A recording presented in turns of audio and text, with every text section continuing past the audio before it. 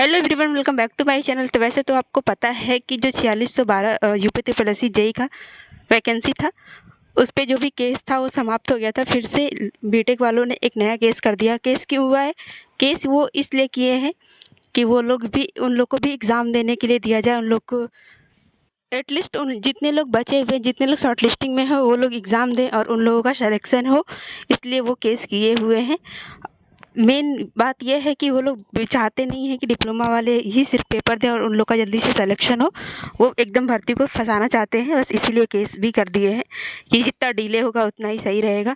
और पता नहीं क्या उन लोग को फ़ायदा मिलेगा भाई डिले करा करके, जबकि उनको पता है कि पेपर तो सिर्फ डिप्लोमा वाले ही देंगे, बीटेक वाले को हटना ही है किसी भी तरह।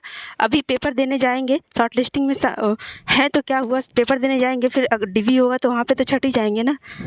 डीवी के टाइम छट जाना है तो फिर क्या ही मतलब है उस पर एक ही चीज़ पे फोकस करना। इससे अच्छा है कि अपने एसएससी जेई पे या फिर गेट वगैरह पे तैयारी करो, आरआरबी पे देखो, वो सब पे देखो।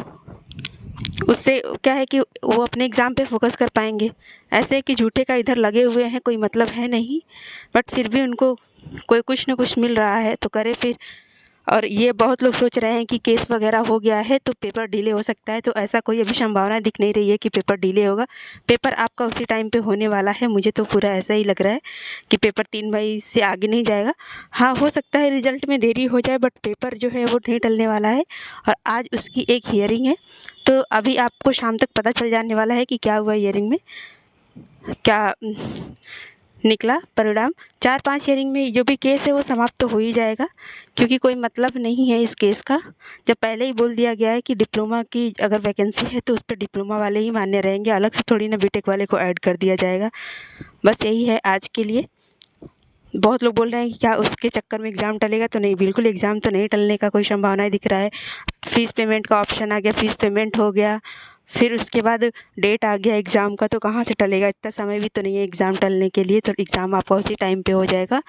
तो बिल्कुल भी पढ़ाई को ब्रेक ना दें, जैसे पढ़ रहे हैं उस तरीके से पढ़ते हुए जाएँ, एग्ज़ाम बिल्कुल टलने वाला नहीं है। तो चलिए आज के लिए इतना ही, मिलते हैं एक नए वीडियो के साथ जो भी होता है।